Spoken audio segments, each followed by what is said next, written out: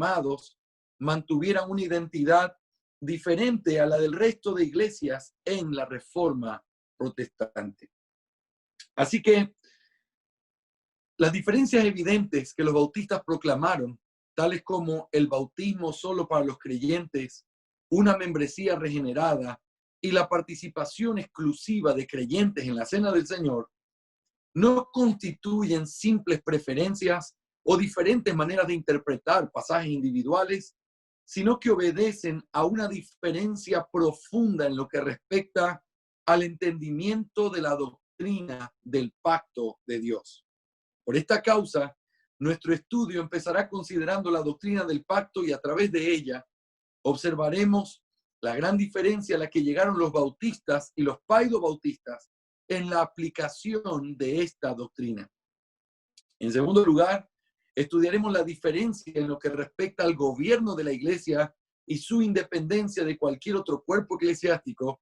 Y en tercer lugar, la diferencia en lo que respecta a la separación de la iglesia y el Estado y la implicación que esto tiene en la libertad de conciencia. Mis hermanos, escuchen esto con atención porque es bien importante este detalle que voy a darles a continuación. Es clave entender que la diferencia entre los bautistas y cualquier otro grupo de la Reforma no es simplemente una interpretación de uno o dos textos o de poder llegar a ciertas conclusiones por causa de interpretar este o aquel pasaje. Tiene que ver con una diferencia marcada, bien firme, en el entendimiento de la doctrina del pacto. Solo cuando uno se mete en este tema es cuando uno comienza a ser consciente de la gran importancia que tiene la doctrina del pacto. Algunos han dicho que hasta que la descubrieron o hasta que comenzaron a estudiarla, no se dieron cuenta de la importancia de esta doctrina, pero después de entenderla, todo, a partir de ahí, todo es interpretado a la luz del entendimiento de la doctrina del pacto. Esta doctrina, sin duda, es muy importante. Si tú no estás muy familiarizado con ella, no te tienes que sentir culpable. Realmente es un tema que ha comenzado a difundirse con mayor claridad en los últimos años, pero que hasta hace algunos años atrás era realmente un misterio. Lo único que había eran libros no tan claros sobre la teología del pacto bautista y lo que había estaba en inglés. Aparte de eso, toda la fuerza y todo el orden de las iglesias presbiterianas, las iglesias paidobautistas de diferentes tipos, también han hecho mella en el hecho de que pareciera que la única visión posible de la teología del pacto es la que ellos tienen, por causa de que nuestra representación bautista en esa teología no ha sido tan clara o tan defendida hasta estos últimos años, donde ha habido un resurgir de la doctrina. Se han abierto páginas muy útiles como Federalismo de 1689 en inglés y ahora también en español. Los libros que han salido a la luz, como el libro de Pascal Denot, los escritos de Samuel Renahan y algunas cosas que podemos tener hoy al alcance y que están en español, son una bendición. Y ahora definitivamente lo que nosotros tenemos hoy con respecto a la doctrina del pacto es una bendición en comparación con lo que teníamos hace muchos años atrás. Así que mi punto es este. La verdadera distinción, lo que nos convierte en bautistas, a diferencia de los presbiterianos, a diferencia de los anglicanos, a diferencia de los congregacionalistas, nuestro entendimiento es bautista debido a cómo nosotros entendemos la doctrina del pacto. Así que quiero que me sigas con mucho cuidado en esta clase. No quiero correr porque quiero que lo entiendas bien, pero quiero hacer todo mi esfuerzo posible por tratar de explicar las distinciones y cómo tenemos que ver realmente desde una perspectiva bautista lo que significa la doctrina del pacto. De ahí surgen todas las diferencias eclesiásticas y prácticas que nosotros tenemos en nuestra fe. Así que vamos a comenzar y consideraremos el día de hoy, quizás si el Señor quiere, vamos a terminar este tema, si no lo vamos a dejar para la próxima semana. Pero vamos a empezar el tema número 1, que es la Confesión Bautista de Fe de 1689 y la doctrina del pacto. La doctrina del pacto es un método de interpretación de las Sagradas Escrituras, el cual entiende la historia de la redención a partir de los pactos de Dios.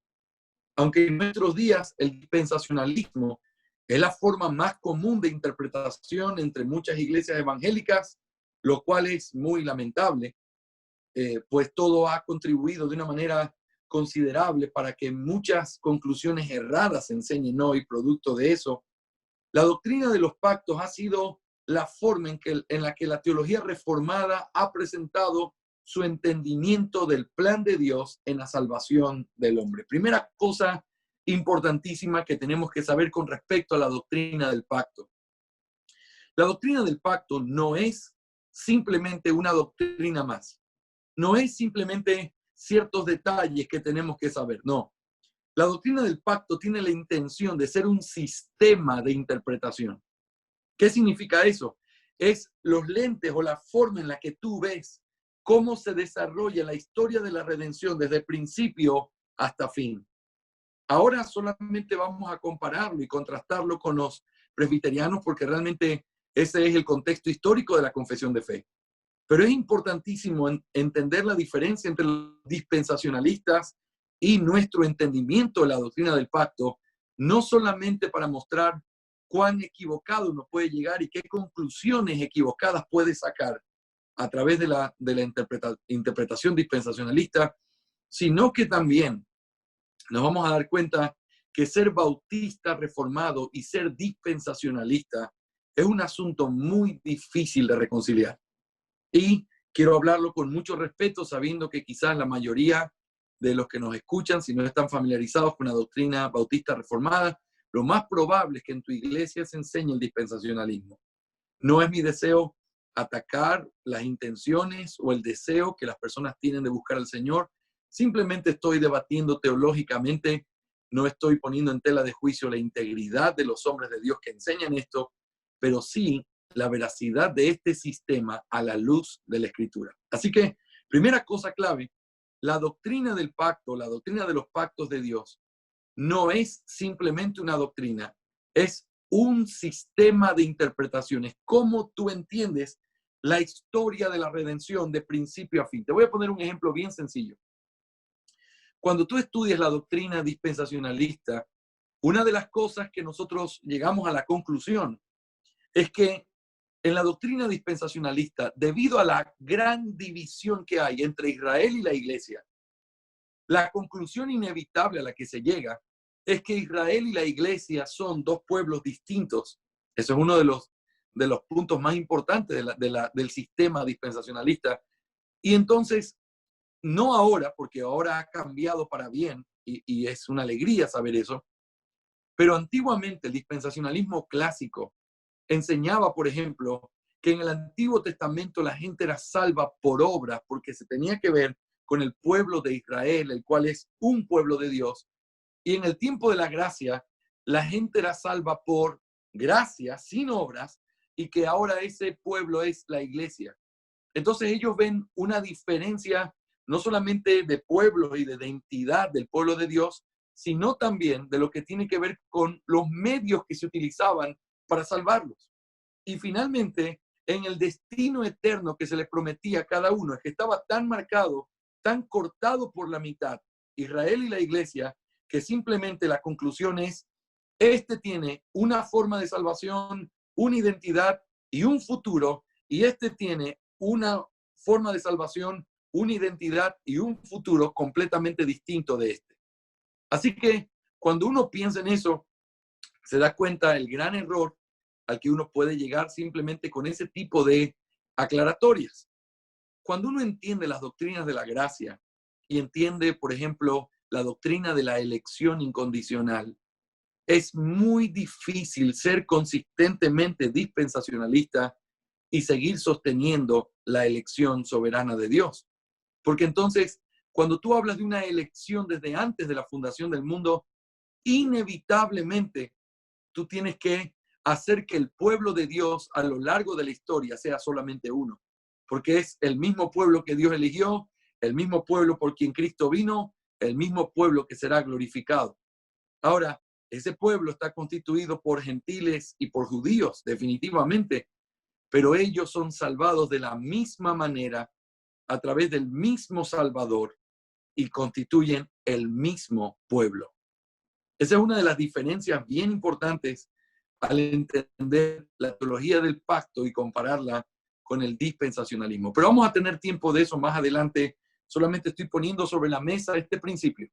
No es simplemente una doctrina, es una forma de interpretar y entender lo que la Biblia enseña a través de todo el proceso del plan de redención.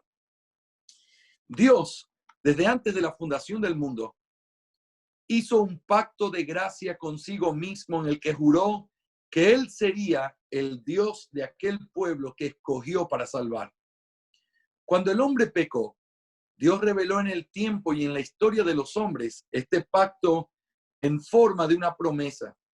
Adán y Eva, y con ellos toda la humanidad, recibió el ofrecimiento de que vendría un descendiente de los hombres que heriría a Satanás en su cabeza, profetizando así la victoria final que vendría a través de este hombre sobre el pecado, sus consecuencias y sobre el maligno. A lo largo del Antiguo Testamento, Dios hace pactos con diferentes hombres, a través de los cuales Él reafirma la promesa hecha en el Edén. Sus pactos con Noé, Abraham, Moisés y David son reafirmaciones de que aquel niño prometido vendría y cumplen al mismo tiempo con la responsabilidad de revelar de manera progresiva más información sobre su llegada y la misión que tendría que cumplir. El Nuevo Testamento proclama el cumplimiento de la promesa de Dios a través de demostrar que Jesús es el Hijo de la promesa. Entender de esta manera la revelación bíblica, es decir, como la revelación de la historia de la redención, permite que la historia albergada en el Antiguo y Nuevo Testamento no sea dividida, sino vista como una sola, así como también hace notorio que el énfasis, centro y propósito de la revelación bíblica es Cristo, el Hijo prometido. Desde esta perspectiva, se entiende que Dios ha tenido siempre un solo pueblo y que el método que Él ha usado para salvarlo ha sido siempre el mismo. Este entendimiento nos brinda una perspectiva más profunda de la relación que tiene la Biblia consigo misma en cada una de sus páginas. Es decir, que todo en la Escritura es parte de un mismo contexto y nos lleva a un mismo propósito. Entre los que sostienen la doctrina del pacto existen diferencias, las cuales conducen a conclusiones diferentes. Es en esto en que consiste la diferencia esencial entre el credo bautismo, el bautismo del creyente, y el paido bautismo o el bautismo de infantes. Como ya advertí anteriormente, no se trata solamente de una interpretación de textos, sino de una forma de interpretar la revelación bíblica. Es importante también añadir que no existe tal cosa como la posición paidobautista, porque dentro del paidobautismo existen diferentes posturas también. Nuestra meta en este análisis es bosquejar el entendimiento general de los paidobautistas, el cual los conduce a la conclusión de que los niños deben ser bautizados e incluso, algunos dicen, deben participar de la cena del Señor. Para desarrollar apropiadamente este tema del pacto en la Confesión Bautista de Fe, necesitamos considerar tres diferencias generales que determinan la separación entre el entendimiento bautista y la postura paido-bautista en general. Antes de poder comenzar a mirar estos puntos y comenzar a tratarlos, que son sumamente interesantes, por cierto, mi parte favorita de esta clase, quisiera simplemente explicar la postura nuestra con respecto a los pactos para que pueda ser entendida con claridad. Quizás es la primera vez que lo escuchas y quiero hacer lo más sencillo posible para que sea claro en tu mente, porque esto no trae confusión. Nosotros hemos hecho la Biblia compleja. La Biblia es clara en lo que revela con respecto al plan de redención. Ahora mira, cuando nosotros interpretamos la Biblia entendiendo la doctrina del pacto, nuestro entendimiento es este: la forma en la que Dios ha querido relacionarse con los hombres ha sido a través de pactos. ¿Y qué es lo que tenemos que entender? Bueno, tenemos que entender que desde antes de la fundación del mundo, Dios estableció un pacto consigo mismo en el que el Padre y el Hijo toman la determinación de salvar a un grupo de hombres, de una humanidad que todavía no había sido creada, y entonces esos hombres iban a ser salvados a través del mismo medio que era el sacrificio perfecto de Cristo Jesús. En el Antiguo Testamento, cuando empieza la historia de la creación, Dios establece un pacto con Adán, un pacto a la que la teología le ha llamado el pacto de obras. Ese pacto incluye la advertencia de Dios de que Adán tenía que obedecer lo que Dios le estaba dando. La implicación es que Dios le prometía una recompensa por su obediencia, pero también una maldición por su desobediencia. Adán actuó en ese pacto como un representante de toda la raza humana. Por lo tanto, él, quien tuvo toda la oportunidad de obedecer, así como también tenía la opción de desobedecer, pero sin haber probado el pecado, él decidió desobedecer y con esto rompió el pacto de obras que Dios había hecho con los hombres. Por lo tanto, a partir de ahí, todos los hombres están bajo el pacto de obras quebrado de Adán, lo cual implica que nosotros recibimos la condenación por causa de lo que Adán decidió. Ahora, todos los hombres nacemos en esa condición. Desde que Adán pecó, él mismo estuvo en esa condición. Pero ¿qué fue lo que pasó? Dios, en ese pacto que había hecho en la eternidad, lo revela a los hombres desde el primer momento en que los hombres pecan, dejándoles saber que hay la oportunidad de que el hombre pueda estar en paz con Dios otra vez a través de una promesa que Dios hace. Y la promesa está relatada en Génesis 3:15 y algunos han dicho, es imposible exagerar la importancia que tiene ese texto y yo estoy completamente de acuerdo con eso. Génesis 3:15 promete que vendría un descendiente de la mujer que heriría en la cabeza al descendiente de la serpiente. Toda la Biblia literalmente se encarga de explicarnos qué es lo que esta promesa quiso decir y nos estaba prometiendo. Toda la Biblia se encarga de tratar de explicarnos quién era ese niño y cuándo vendría para que finalmente la promesa hecha a los hombres caídos pudiera cumplirse. Entonces, a partir de la promesa, lo que Dios hace a lo largo de toda la Biblia es hacer pactos con hombres, y podemos decir así, como una forma de proteger esa promesa. Esa promesa se convierte en el hilo que conecta cada una de las promesas o los pactos que Dios hizo con los hombres hasta que finalmente se cumpliera esa promesa bendita. Cuando Dios le promete a Abraham un hijo, está hablando del Señor Jesús, está hablando sí de Isaac, pero sobre todo está hablando de aquel en quien serían benditas todas las familias de la tierra. Cuando le promete, y esa es la razón por la cual preserva la vida de todos a través de Noé y su familia, porque el descendiente todavía no había llegado. Luego, cuando toma a David y le promete un hijo, David sabía que sí, de alguna manera, Salomón iba a perpetuar, iba a seguir caminando en todo ese reino que Dios le había dado. Pero había un hijo glorioso que llegaría, que no era Salomón y que todavía David estaba esperando, al igual que todo Israel. Ese hijo, ese descendiente de Abraham, ese hijo de David, ese descendiente de Noé, todos esa figura están hablando de la misma promesa. Estos pactos se hicieron para proteger la promesa y que esa promesa pudiera cumplirse con certeza. Ahora, todos estos pactos fueron revelando de manera progresiva a través de la historia de la redención diferentes detalles o cosas que Dios nos iba dando para que pudiéramos saber más con respecto a este redentor que vendría. Por ejemplo, cuando Dios establece los sacrificios levíticos, todos esos sacrificios apuntaban hacia un verdadero sacrificio. El hijo de David apuntaba hacia un verdadero descendiente de David que ocuparía su trono para siempre. Y la idea es, va de manera progresiva y recién en el nuevo pacto es que Dios cumple de manera completa o total, revela de manera completa ese pacto de gracia que Dios había hecho desde el principio. Por lo tanto, nosotros creemos que aunque el pacto de gracia siempre ha estado y fue en forma de una promesa y ha sido revelado de manera progresiva, nosotros lo vivimos en el máximo esplendor en el nuevo pacto.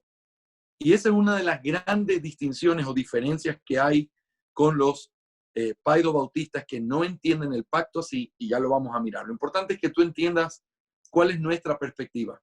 Una promesa, esa promesa fue afirmada por pactos a través de la historia que fueron revelando de manera progresiva. El uno revelaba esto, el otro esto, el otro esto, el otro esto, hasta que finalmente en el nuevo pacto es revelado en esplendor máximo esta promesa de gracia y, por cierto, nosotros estamos bajo ese pacto.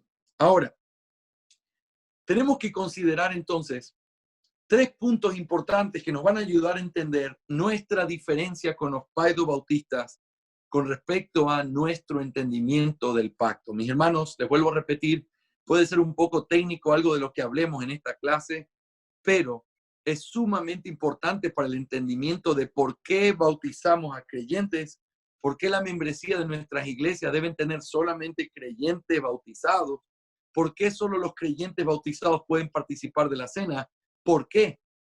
Todo eso no es una respuesta superficial basada en 2 o 3 textos bíblicos.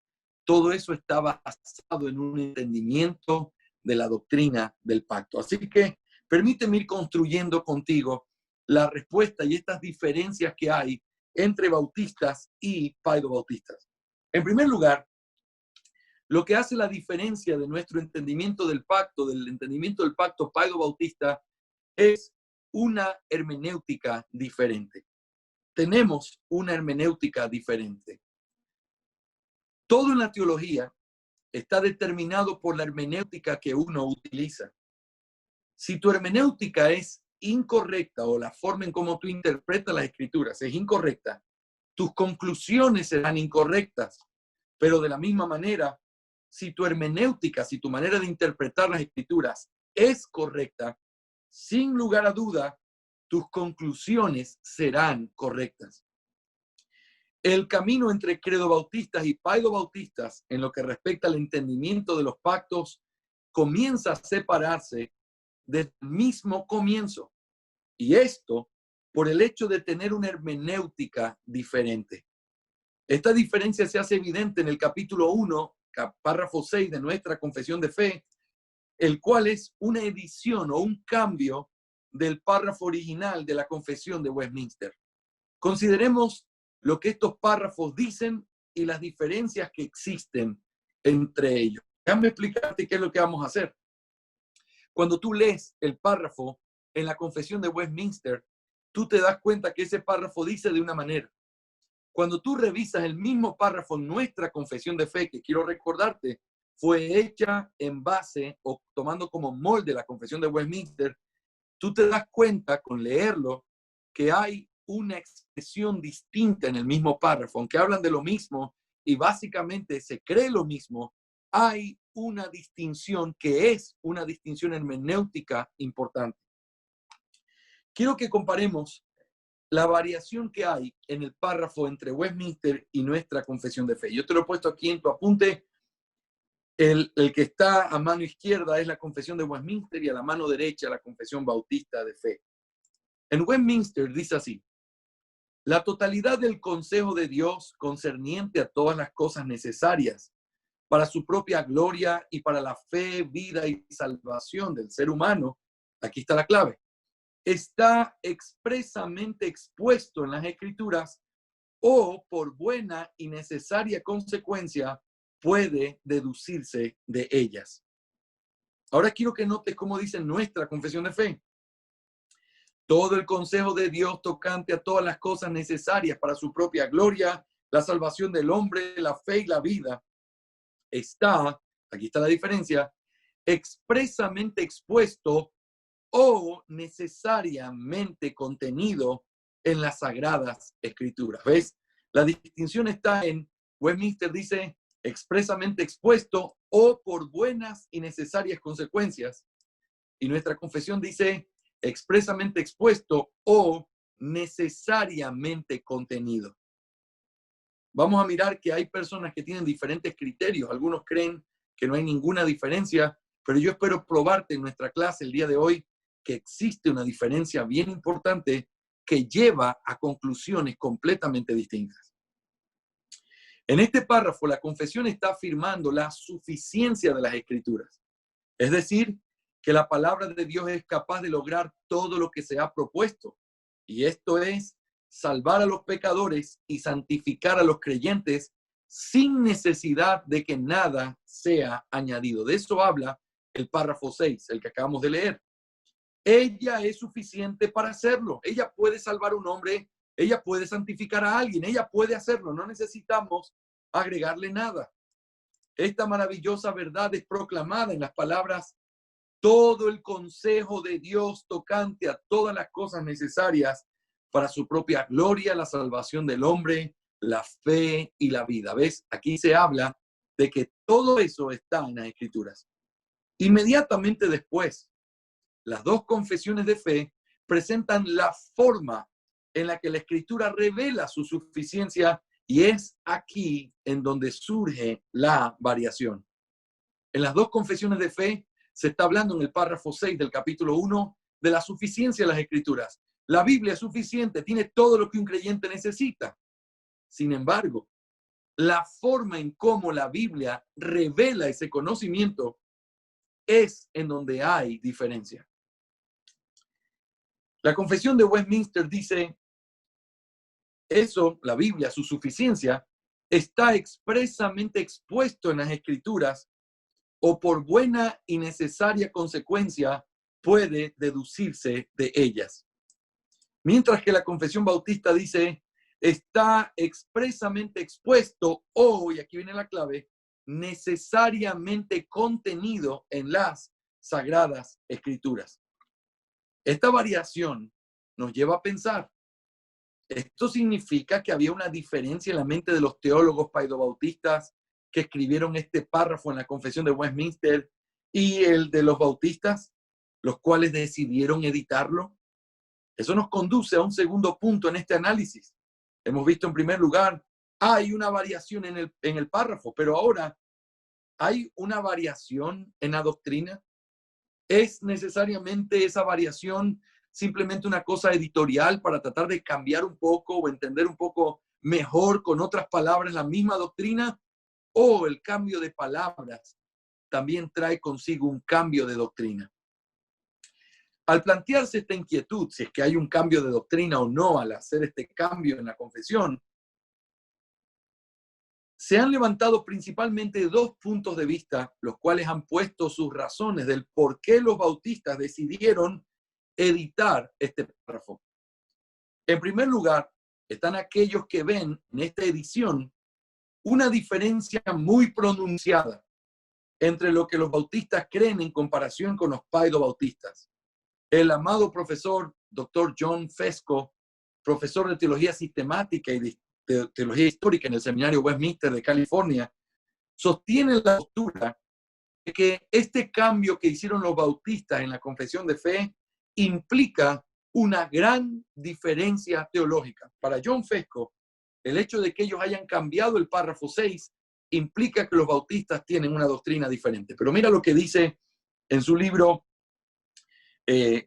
con respecto a la palabra, el agua y el espíritu. Mira lo que él dice aquí sobre nuestra confesión de fe. La confesión de Londres fue esencialmente la modificación de la confesión de fe de Westminster por parte de los bautistas calvinistas. Entre las modificaciones, no solo cambiaron el capítulo con respecto al bautismo, sino que también modificaron la afirmación con respecto a las buenas y necesarias consecuencias.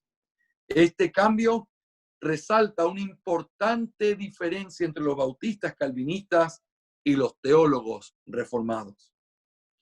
En esta misma idea es presentada en el libro A Puritan Theology de una teología puritana de el doctor Vicky, y él dice lo siguiente. Él también cree que hay una gran diferencia, y él dice esto: la Confesión Bautista de Londres de 1689 dice está expresamente expuesto o necesariamente contenido en las Escrituras.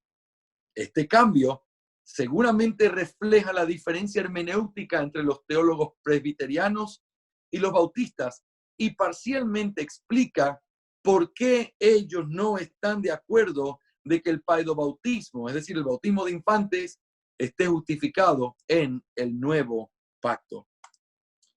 La gran diferencia pronunciada por el doctor Fesco es precisada como una diferencia hermenéutica en las palabras del doctor Vicky.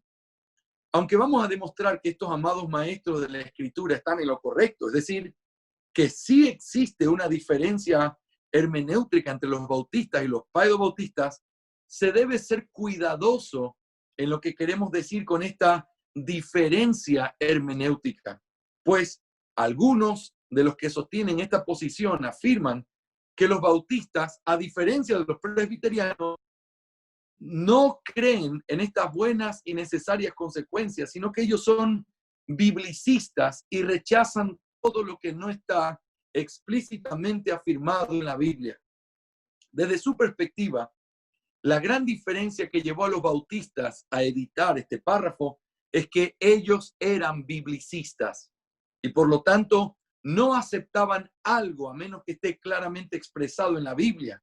Si este fuera el caso, entonces los bautistas son comparables con cualquier otro grupo herético de la reforma radical, como los cuáqueros o los anabautistas, que erraban en lo tocante a la suficiencia de las Escrituras, o como los unitarios, que al no tener un pasaje que expresamente hable de la Trinidad, entonces la niegan.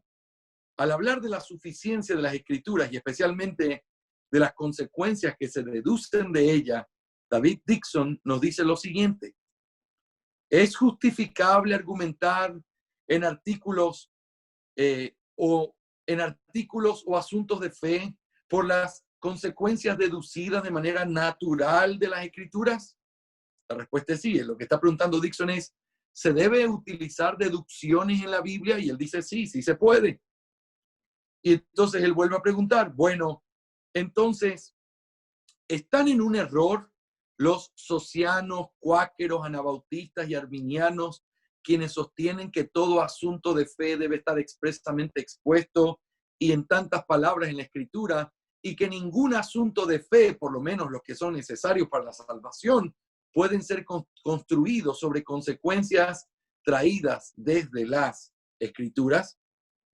Lo que él está preguntando es, ¿se puede hacer conclusiones, se puede llegar a deducciones lógicas a partir de la Escritura? La respuesta es sí, nosotros respondemos sí. Pero luego, la idea de muchos presbiterianos es, los bautistas cambiaron ese párrafo porque ellos no creen que se debe usar la lógica en la interpretación bíblica. Mis hermanos, los bautistas creemos en que se debe utilizar buenas y necesarias consecuencias. Creemos que hay cosas que se pueden deducir a partir de textos claros de la Escritura, como por ejemplo, y el ejemplo tradicional de esto es la Trinidad. Sería una locura decir que los bautistas son biblicistas. Un biblicista es aquel que solamente puede creerlo aquellas palabras que la Biblia utiliza, y si no están en la Biblia, entonces no las cree. Por eso muchos biblicistas extremos son unitarios. Ahora, es absurdo decir que los bautistas son biblicistas cuando es evidente que los bautistas siempre hemos creído en la Trinidad. Y la Trinidad es una consecuencia, una deducción lógica, escritural, bíblica, que es verdad, aunque no haya un texto que diga la Trinidad existe.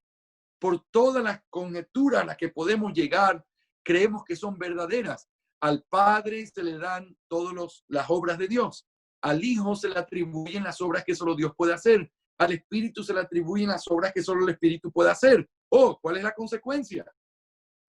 Y solamente hay un Dios. Entonces los tres son Dios.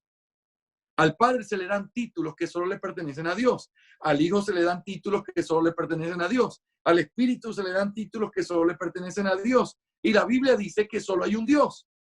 Entonces son tres personas y un solo Dios. Al Padre se le dan los atributos y se le llama Dios en muchos pasajes. Al Hijo se le llama Dios y se le dan los atributos de Dios en muchos pasajes. Al Espíritu se hace lo mismo. pero solo hay un Dios. ¿Cuál es la deducción lógica? Son tres personas y un solo Dios verdadero. Ahora, nosotros lo hemos creído y está claro en nuestra exposición de la confesión de fe cuando vimos la parte ortodoxa que el trinitarismo de la historia de la iglesia es un concepto completamente sumergido en nuestra tradición bautista. Nosotros somos trinitarios y siempre lo hemos sido. Y eso es una deducción por buenas y necesarias consecuencias. Esta pregunta nos deja ver cómo las iglesias reformadas consideraban a estos grupos como erráticos o gente que estaba en el error debido a su rechazo de que la fe solo debe estar basada en lo que está expresamente expuesto en la Biblia. El biblicismo es una gran falacia, pues no se requiere que algo se nombre para saber que se está hablando de eso. Este tipo de postura, en vez de ser más bíblica, lo cual un oyente inadvertido podría pensar, oh, él es biblicista, él debe ser más bíblico. No, muy lejos de eso. El biblicismo es una postura simplista y que niega el sentido común que el Señor nos mandó a vivir y con el cual se nos ha dado para que nosotros podamos conocerle a Él.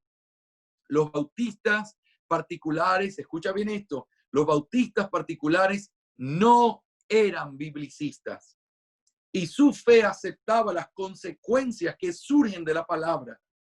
Las palabras del doctor Samuel Waldron reflejan exactamente el pensamiento bautista sobre este asunto cuando él dice: lo que puede en buena lógica deducirse de la escritura, es decir, lo que está necesariamente contenido en ella, tiene la autoridad de la escritura misma. Eso es lo que nosotros creemos y ha sido la postura de los bautistas en la historia también.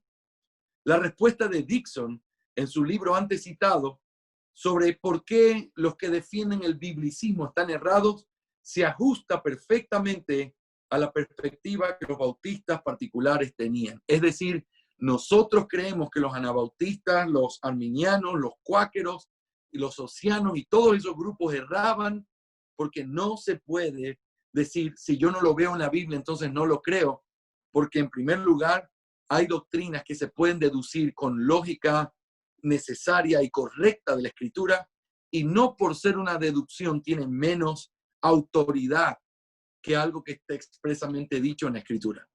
Nosotros no creemos que la Trinidad es una doctrina menor. Quien niega la Trinidad no es nuestro hermano. Quien niega la Trinidad no es un cristiano ortodoxo. Sin embargo, la Trinidad es una doctrina llegada a la conclusión por buenas y necesarias consecuencias. Así que fíjate, ¿cuál es la postura bíblica? Y creemos, ¿cuál es la postura bíblica sobre esto?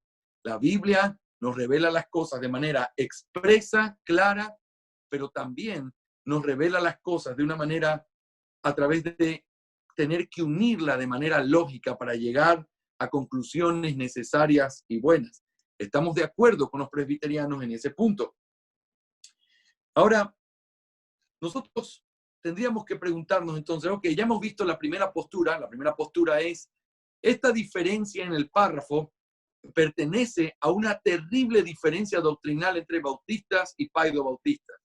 La razón por la cual los bautistas cambiaron ese párrafo, dice esta postura, es porque ellos eran biblicistas o porque ellos simplemente creían algo completamente distinto, ellos no creían en la lógica para interpretar las escrituras.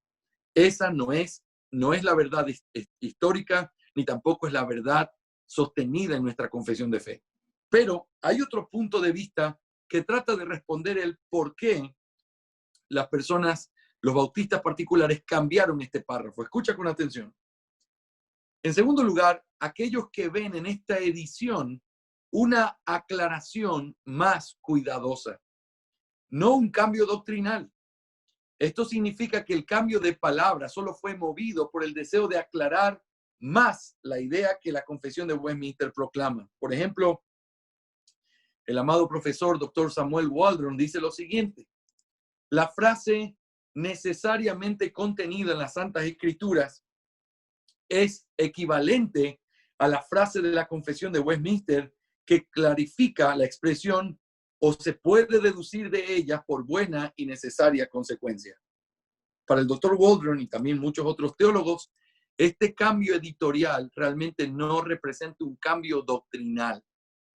Para algunos paidobautistas, sí, es un cambio doctrinal y lastimosamente visto desde una manera muy incorrecta porque algunos nos llaman biblicistas supuestamente porque cambiamos este párrafo. Pero por otro lado, están personas amadas como el Dr. Waldron que sostiene que realmente no hay ningún cambio doctrinal, es simplemente un cambio para aclarar la idea de lo que ya la Confesión de Westminster decía. El Dr. Waldron está en lo correcto, pues a diferencia de lo que sostienen el otro punto de vista, afirmamos que los bautistas creen e interpretan las Escrituras utilizando también aquellas verdades implícitas, que aunque no están explícitamente expresadas, no por eso son menos autoritativas. Sin embargo, a esta posición del Dr. Waldron se debe añadir algo que no está siendo considerado, y eso es que si tanto los bautistas como los paidobautistas tienen el mismo principio hermenéutico, entonces, ¿por qué llegan a conclusiones tan distintas el uno del otro? Si creemos lo mismo y si tenemos nosotros el mismo punto de vista sobre cómo interpretar las Escrituras, ¿por qué los paidobautistas y nosotros somos tan distintos en nuestro entendimiento del pacto? Bueno, eso me lleva a una tercera consideración en este primer punto. Una variación que evidencia una diferencia. Una variación que evidencia una diferencia. Hasta ahora queda claro que los bautistas no son biblicistas, que no aceptan nada de lo que se diga expresamente en las Escrituras, sino que comparten con los paidobautistas el principio hermenéutico de que las Sagradas Escrituras expresan todo lo que necesitamos para la salvación, la fe y la vida. Y estas cosas, aunque no sean de manera explícita en todos los casos, también pueden venir a través de buenas y necesarias consecuencias. Los bautistas creemos también esto. Sin embargo, también queda claro que la edición bautista de este párrafo no es simplemente una aclaración del párrafo, sino una diferencia que lleva a conclusiones muy distintas. Eso nos lleva a una pregunta clave. ¿Cuál es entonces la diferencia en el entendimiento de las buenas y necesarias consecuencias entre los paidobautistas y los bautistas? Si estamos diciendo que nosotros creemos igual que ellos en ese sentido, que creemos que sí se pueden llegar a conclusiones escriturales autoritativas a través de la lógica, si creemos eso, la pregunta es, ¿y entonces cuál es la diferencia? ¿En qué radica la diferencia y por qué se hizo ese cambio en el párrafo? Hay dos cosas fundamentales que hacen la diferencia entre nuestro entendimiento, el cómo nosotros vemos las buenas y necesarias consecuencias y cómo los paidobautistas ven las buenas y necesarias consecuencias. Aunque creemos lo mismo, lo vemos distinto y por eso llegamos a consecuencias distintas. En primer lugar, déjame darte las diferencias. En primer lugar, la necesidad de hacer una diferencia entre consecuencias que son necesarias y las que son buenas. Fíjate lo que estoy diciendo. La necesidad de hacer una diferencia entre consecuencias que son necesarias y las que son buenas. Aunque en la mente de los teólogos paidobautistas este asunto estaba presente, sus conclusiones muestran que fueron inconsistentes al no hacer ningún tipo de diferenciación entre una consecuencia necesaria, la cual ellos mismos definen como fuerte y certera, que tiene la característica de ser vinculante, y las consecuencias que son buenas, la cual no lo es. Esta falta de distinción hace que una necesaria consecuencia como la Trinidad sea puesta en el mismo lugar que el bautismo de infantes. lo cual, lejos de ser una consecuencia necesaria, es una buena consecuencia de la teología paido-bautista. Permítame explicar este punto y es esencial. Presten toda su atención. Cuando uno lee artículos o escritos antiguos de los teólogos paido-bautistas, ustedes van a notar que ellos hacen una distinción entre buenas y necesarias consecuencias. Buenas y necesarias. Las consecuencias necesarias son consecuencias que tienen que ver con algo que es vinculante, certero. Ahí entra la Trinidad. Ese tipo de consecuencia es una consecuencia que es superior. Ahora, ellos también hacían una diferencia al hablar de las buenas consecuencias. Y una buena consecuencia tenía que ver con un nivel inferior o que no era vinculante en ese sentido. Por lo tanto, la idea entonces es, aunque ellos hacían esta diferencia, y quiero darles el siguiente dato, quiero recomendarles muchísimo que puedan buscar el artículo escrito por el doctor James Renahan sobre las buenas y necesarias consecuencias, en donde él habla del método bautista particular. El doctor Renahan en este artículo demuestra que la división entre buenas y necesarias consecuencias estaba presente en la mente de los teólogos de Westminster y en la herencia reformada.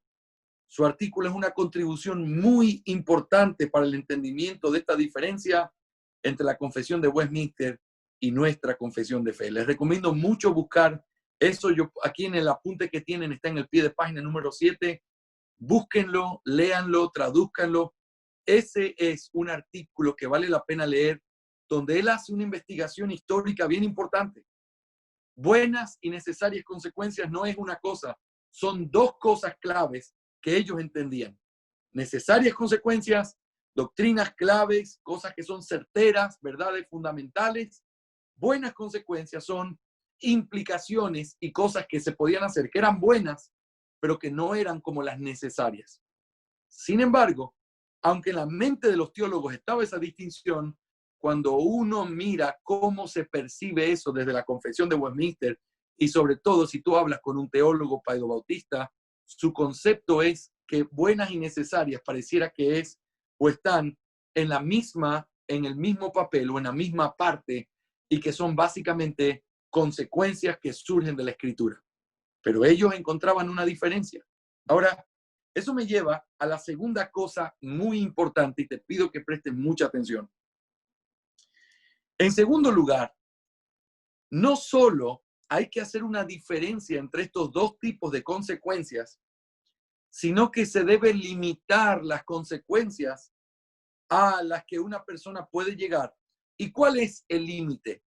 Por su lado, los bautistas encontraron el límite haciendo una diferenciación entre la ley moral, la cual puede ser definida como un mandamiento o mandamientos revelados en la revelación general, disponibles para todos los hombres en todos los tiempos y a los cuales están sujetos a obediencia y a castigos por desobedecerlos. Esa es la ley moral.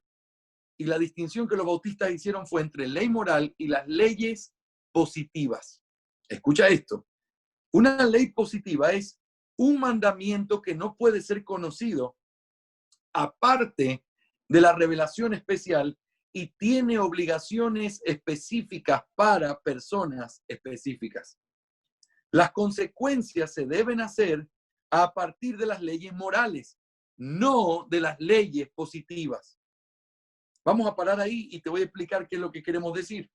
Ok, estamos diciendo que bautistas y paido-bautistas creemos en que se pueden hacer necesarias consecuencias y buenas consecuencias a partir de lo que la Biblia dice. Ella es suficiente, pero no todo lo que ella tiene para decirnos viene de manera expresa, sino que a veces viene a través de consecuencias lógicas cuando uno con limpia conciencia y escrituralmente encuentra esa conclusión en la Escritura.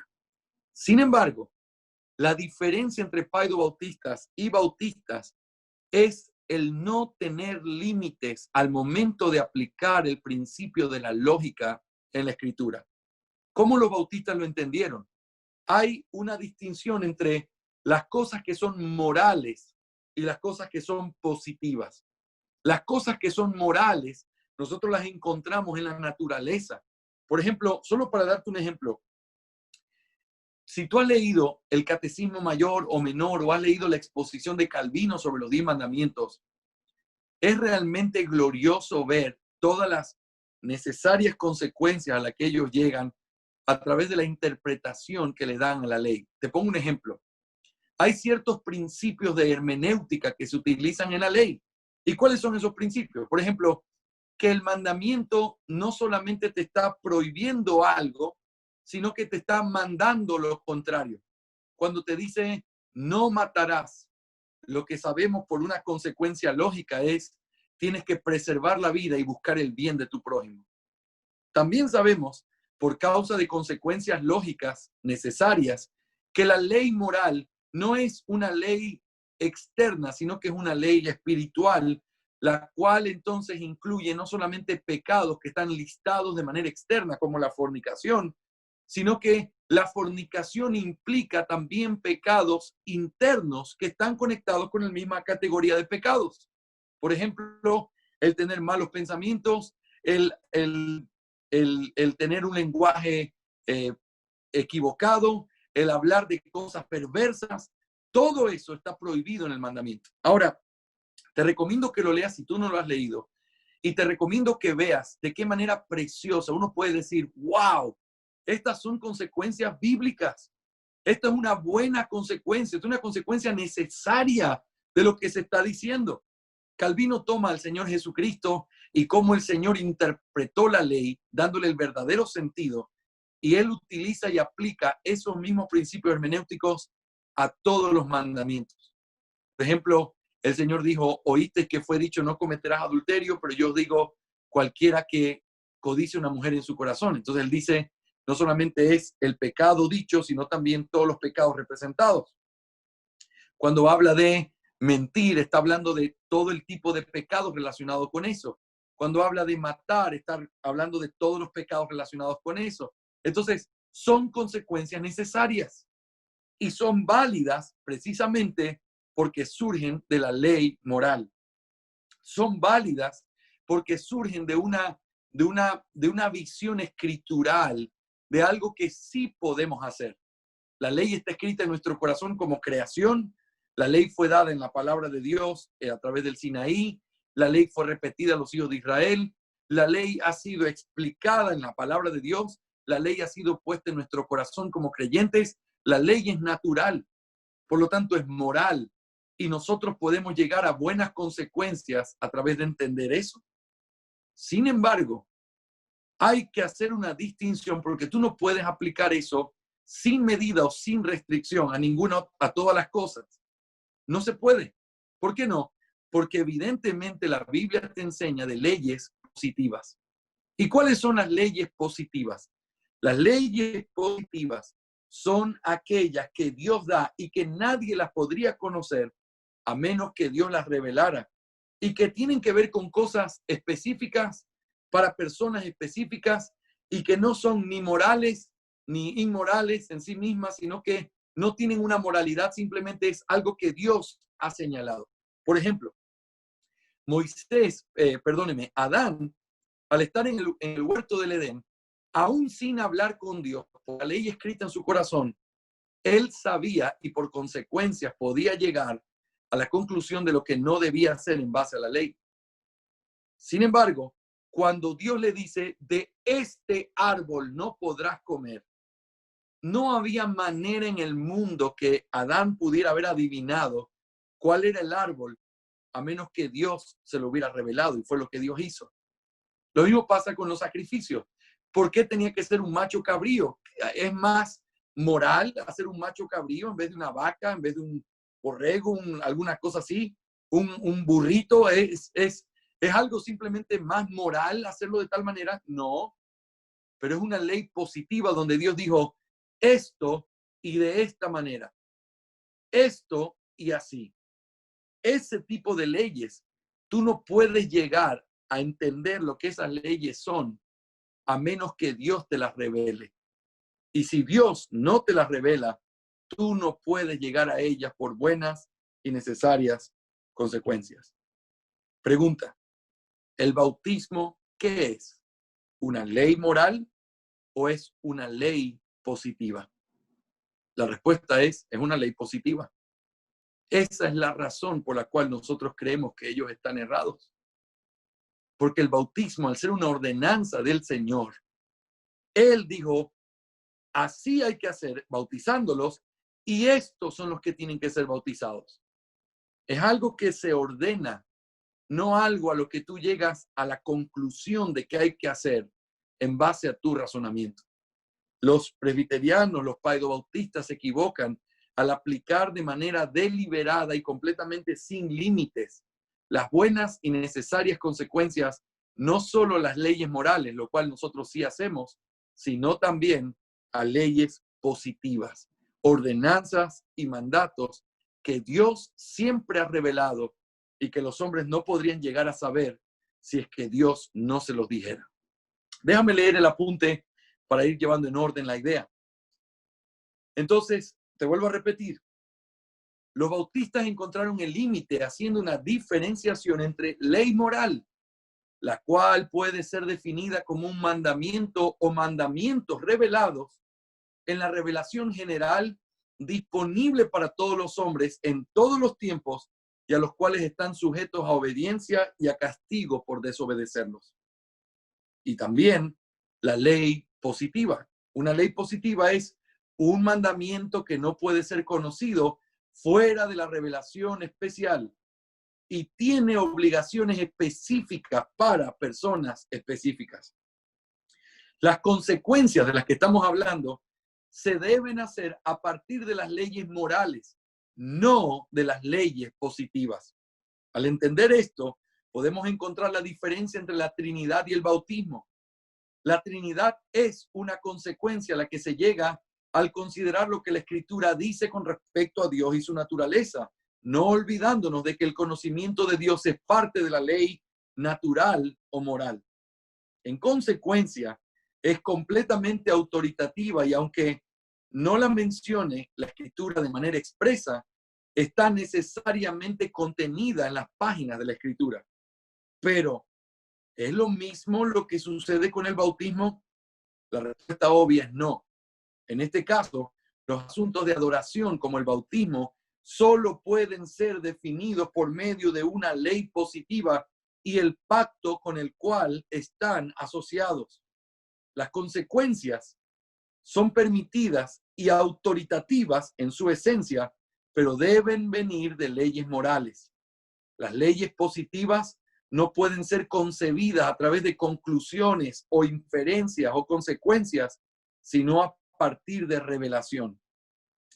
Por el hecho de que el bautismo es una ley positiva, porque es un mandato específico, para un fin específico y para un pueblo específico, no puede ser definido por medio de consecuencias, sino que requiere de revelación. En este sentido, el bautismo no puede ser considerado junto a la doctrina de la Trinidad, sino junto a las leyes de ofrendas y holocaustos del Antiguo Testamento. La Trinidad puede ser entendida como una consecuencia clara de la palabra, lo que la palabra nos dice con respecto a Dios, pero nunca hubiéramos llegado a la conclusión del tipo de sacrificio, la forma del sacrificio y el lugar para hacerlo si no hubiera sido por la revelación de Dios. Podemos agregar además que la doctrina paedobautista cae en una tremenda falacia, no solo por llegar al bautismo de infantes como una consecuencia en su sistema teológico, sino porque esta consecuencia a la que llegan contradice la clara y expresa enseñanza de Dios con respecto al bautismo.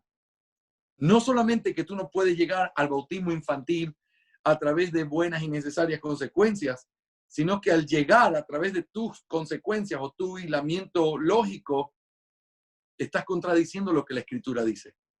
Claramente, el texto nos enseña que los que creían eran bautizados. Y todos los paedobautistas saben, y todos los bautistas sabemos también, que no existe un solo texto explícito que diga que los niños deben ser bautizados. Por lo tanto, es evidente, si el bautismo es una ordenanza y la ordenanza es una ley positiva, entonces tú no puedes llegar a esa ley a través de consecuencias. Tienes que llegar a esa ley a través de revelación de parte de Dios. Conclusión. La razón por la que existe una variación en el capítulo 1, párrafo 6 de la Confesión Bautista de Fe de 1689 es porque hay una diferencia hermenéutica muy importante entre ellos y los paidobautistas. Sin embargo, esta diferencia no consiste en que los bautistas son biblicistas, que no creen en nada que la Biblia no lo diga de manera expresa, porque sus escritos, sus teólogos y sus doctrinas lo demuestran, sino en un entendimiento distinto de la aplicación y límites de las buenas y necesarias consecuencias que tomamos de la Biblia. A diferencia de los paidobautistas, los bautistas fueron consistentes en hacer una distinción entre buenas y necesarias consecuencias y al mismo tiempo restringieron las consecuencias únicamente a las leyes naturales o morales, sosteniendo que las leyes positivas como el bautismo solo pueden ser establecidas por revelación. Así que esto es lo que nos lleva, en primer lugar, estamos analizando cómo la confesión de fe presenta la doctrina del pacto. Y lo primero que hemos visto en esta tarde es el hecho de que se nos presenta una hermenéutica diferente. Nosotros creemos distinto con respecto al pacto porque tenemos una hermenéutica distinta. Yo espero que haya quedado claro la idea. Nosotros no somos biblicistas, los bautistas particulares no eran biblicistas. Nosotros creemos en las consecuencias lógicas de la Escritura, pero las consecuencias lógicas deben tener un límite y deben tener una restricción, porque hay cosas que claramente la Biblia nos enseña que se puede llegar por buenas y necesarias consecuencias, pero hay cosas que evidentemente por la naturaleza que tienen esas leyes, no son leyes a las que tú llegas por buenas y necesarias consecuencias, sino directamente por la revelación específica de Dios.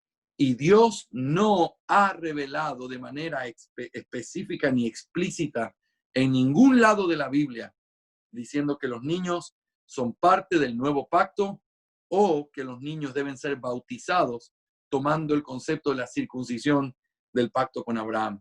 Así que nuestra defensa es simplemente una defensa basada en argumentos históricos, bíblicos y que creemos que también son lógicos. No puedes llegar a la conclusión de cuáles debían ser los holocaustos que Dios pedía si es que Dios no te lo revelaba. No puedes llegar a la conclusión de quiénes deben ser bautizados si Dios no lo revelara. La buena noticia es que Dios lo reveló y lo que Él reveló es que tenemos que ir por el mundo, hacer discípulos y bautizarlos. Lo que Él reveló fue que todo aquel que cree era bautizado. Eso es lo que Dios reveló y esa es la manera positiva en la que se presenta esta doctrina. Eso nos lleva a, en segundo lugar, un entendimiento diferente. Y esto es lo último que vamos a ver el día de hoy, pero es bien importante que podamos tenerlo aquí y considerarlo.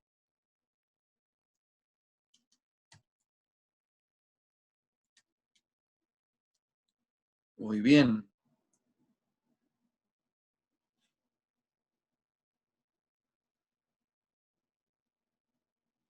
Entonces, vamos a mirar, estamos en la página 8.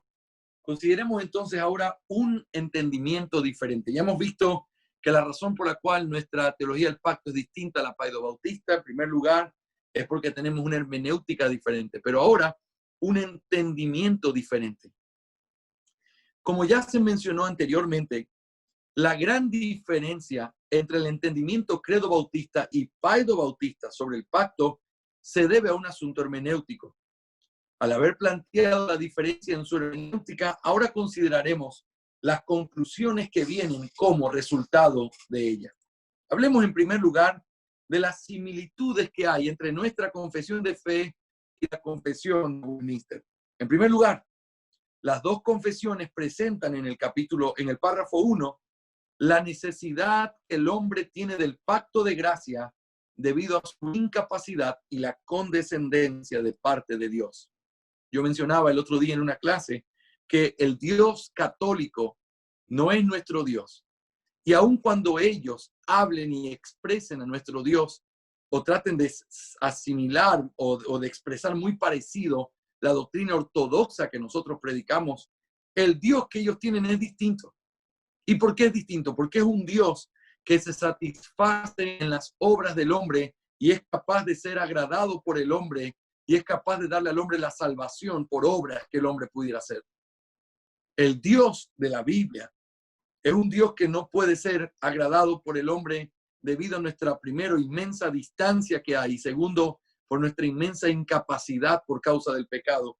Si Dios se ha agradado de nosotros, dice nuestra confesión y la confesión de Westminster, es por un aspecto de condescendencia de parte de Dios, un aspecto de condescendencia, Dios poniéndose o dejándose satisfacer por nosotros o que su corazón se llena de regocijo por nosotros, no porque lo merecemos, sino porque Él se acerca a nosotros. El otro día estaba dando una clase sobre la teología propia, sobre la doctrina de Dios, y mi hija mayor estaba escuchando y me preguntó, papá, tú mencionaste muchas veces la palabra condescendencia. ¿Cómo me puedes explicar lo que eso significa? Y lo que yo le dije fue, mira, ¿te acuerdas este dibujo que me hizo tu hermanito? Y entonces le mostré un dibujo que estaba ahí. Le digo, ¿te parece si fuéramos objetivos, que es un dibujo bonito? Y ella me dijo, no, papi. Y le digo, bueno, precisamente no es un dibujo dentro de los estándares que podríamos decir, oye, qué belleza ese dibujo. Pero es algo que complace mi corazón porque tu hermano lo hizo, porque él tiene esa edad y yo entiendo en las limitaciones que él hace sus dibujos y veo que hace un gran esfuerzo. Yo bajo a su nivel y me complazco en su dibujo porque yo lo amo, porque es una actitud de mi parte, no algo que él haya ocasionado en sí mismo, sino una actitud de mi parte como padre. Bueno, así, pero infinitamente mucho más grande y eterno, es el concepto de la condescendencia de Dios. Él ha querido complacerse en nosotros. No porque nosotros lo podamos complacer, sino porque Él es un Dios que ha querido condescenderse y ha querido tener esa condescendencia hacia nosotros. Mira lo que dice el párrafo de Westminster y mira cómo aparece en nuestra confesión de fe. La distancia entre Dios y la criatura es tan grande que aunque las criaturas racionales le deben obediencia como a su creador, sin embargo, nunca tendrían disfrute alguno de Dios como bienaventuranza y galardón, a no ser por una condescendencia voluntaria de parte de Dios, la cual le ha agradado expresar en medio del pacto. Nuestra confesión de fe dice así: la distancia entre Dios y la criatura es tan grande que, aun cuando las criaturas racionales le deben obediencia como a su creador, sin embargo, éstas nunca podrían haber logrado la recompensa de vida, a no ser por alguna condescendencia voluntaria por parte de Dios, que a Él le ha placido expresar en forma de pacto.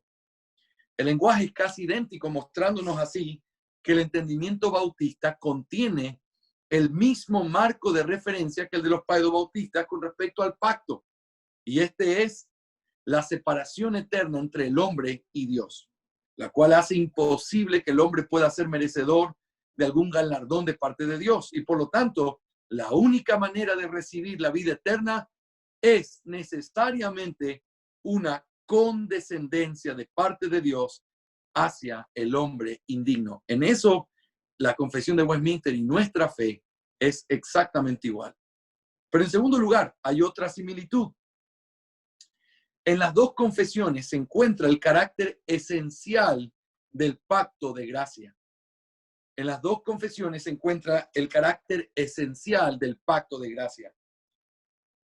Dice la confesión de Westminster: por su caída, el hombre se hizo a sí mismo incapaz de la vida mediante aquel pacto, por lo que agradó a Dios hacer un segundo pacto comúnmente llamado el pacto de gracia, en el cual Dios, por medio de Jesucristo, ofrece voluntariamente,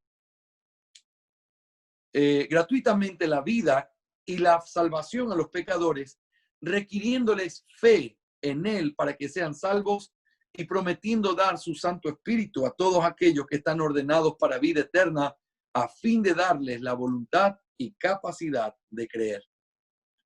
En el capítulo 2 de nuestra confesión de fe dice así: además, Habiéndose el hombre acarreado la maldición de la ley por su caída, agradó al Señor hacer un pacto de gracia en el que Él gratuitamente ofrece a los pecadores vida y salvación por Jesucristo, requiriéndoles la fe en Él para que puedan ser salvos y prometiendo dar su Espíritu Santo a todos aquellos que están ordenados para vida eterna, a fin de darles disposición y capacidad para creer.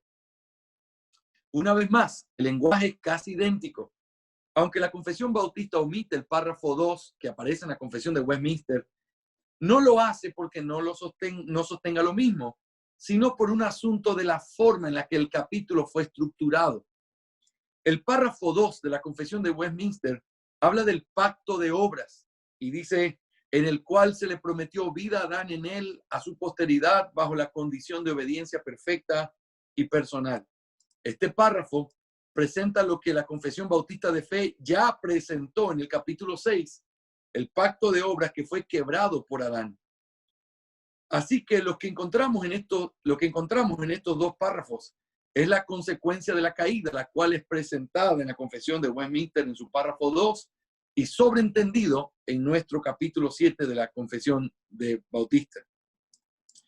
En los dos párrafos se muestra también el carácter general y particular de este pacto. Su carácter general es presentado en las palabras en el que gratuitamente ofrece a los pecadores vida y salvación por Jesucristo.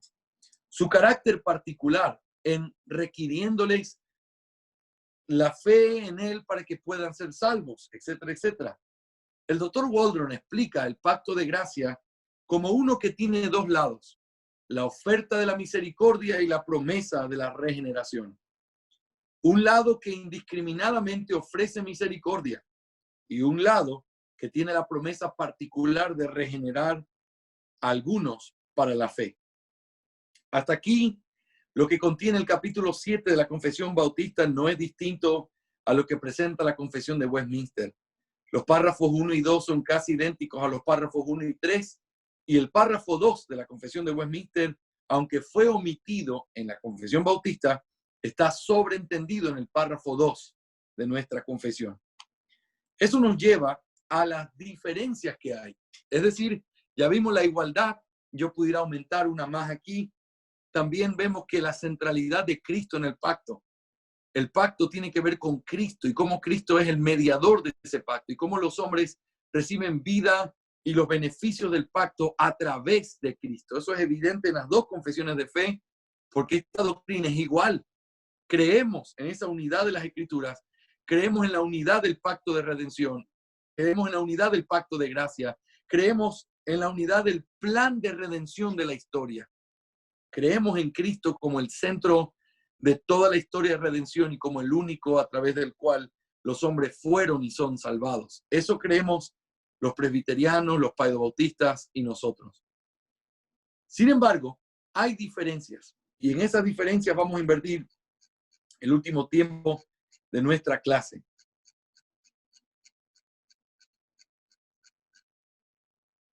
Ajá. Pastor Roberto, solo una pregunta. ¿Usted cree que debería seguir un poco más o es mejor un buen tiempo para parar y hacer preguntas? Jorge, ¿me escucha? Sí, lo escucho, Roberto.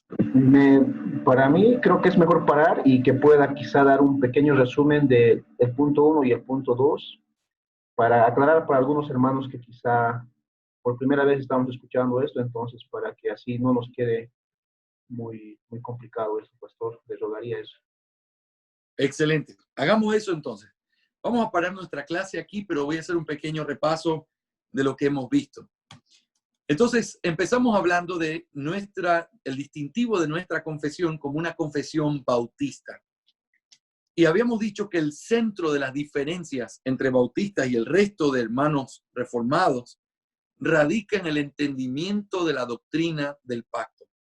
Por lo tanto, por causa de que eso es lo que hace la diferencia, tenemos que estudiar esa doctrina. Y entonces empezamos mirando cómo la confesión bautista de fe presenta la doctrina del pacto. Lo primero que les dije es que la doctrina del pacto no es simplemente una doctrina aislada, sino que la doctrina del pacto es un método de interpretación, es un sistema a través del cual entendemos cómo la Biblia funciona, cómo el plan de redención se ha llevado de principio a fin. Para poder entender las diferencias en este pacto, en nuestro entendimiento de la doctrina del pacto, hemos visto en primer lugar que hay una diferencia hermenéutica. Mis hermanos, vuelvo a repetir este principio. Cuando tú agarras mal o entiendes mal la hermenéutica, tus conclusiones serán erradas. Pero cuando tú entiendes bien y pones bien tus principios hermenéuticos, tus conclusiones son apropiadas. Eso es verdad en todos los aspectos de la teología, en todas las doctrinas y en todas las áreas. Hay que aprender a tener una hermenéutica clara para cada uno de los temas que vamos a hacer. Y hablar de la doctrina del pacto es necesario tener una hermenéutica clara. ¿Y cuál es nuestra hermenéutica diferente? Bueno, manera de resumen, lo que dijimos es que hay un cambio en el párrafo 6 del capítulo 1 de la Confesión de Westminster en la edición bautista. Eso ha traído muchas preguntas. ¿Será que hay una diferencia en la doctrina? Algunos han respondido sí, otros han respondido no. Pero el punto más importante para resaltar es que muchos han dicho que la razón por la cual lo cambiamos fue porque los bautistas particulares eran biblicistas. Hemos tratado de demostrar que eso no es verdad ni escrituralmente ni históricamente, porque los bautistas han sostenido la doctrina de la Trinidad, la cual es una necesaria consecuencia. Sin embargo, a pesar de que nosotros sí creemos en el uso de la lógica y de las consecuencias en el estudio de la Biblia, porque creemos que Dios dejó las cosas de manera expresa, pero también de manera contenida en la Escritura, creemos que aunque igual que los presbiterianos y padobautistas podemos decir, creemos en las necesarias y buenas consecuencias, hay una realidad que tiene que venir a la luz. Hay una diferencia en cómo los presbiterianos y padobautistas entienden eso, a diferencia de nosotros.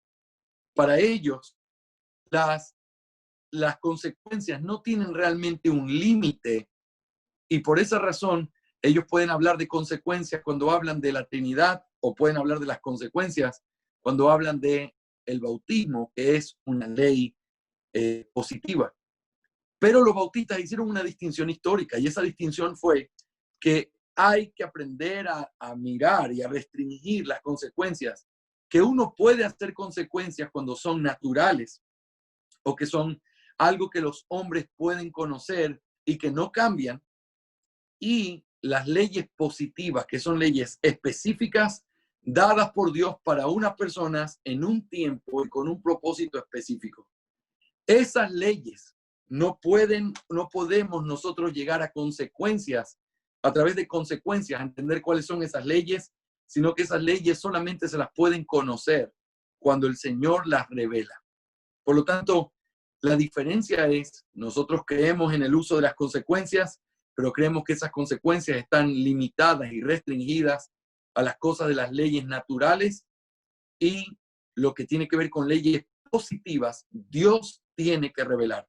Por eso la consecuencia y la conclusión es, nosotros creemos que el bautismo de infantes es la aplicación de buenas y necesarias consecuencias de una manera sin restricciones, quebrantando principios, pero sobre todo quebrantando la clara exposición de la Escritura.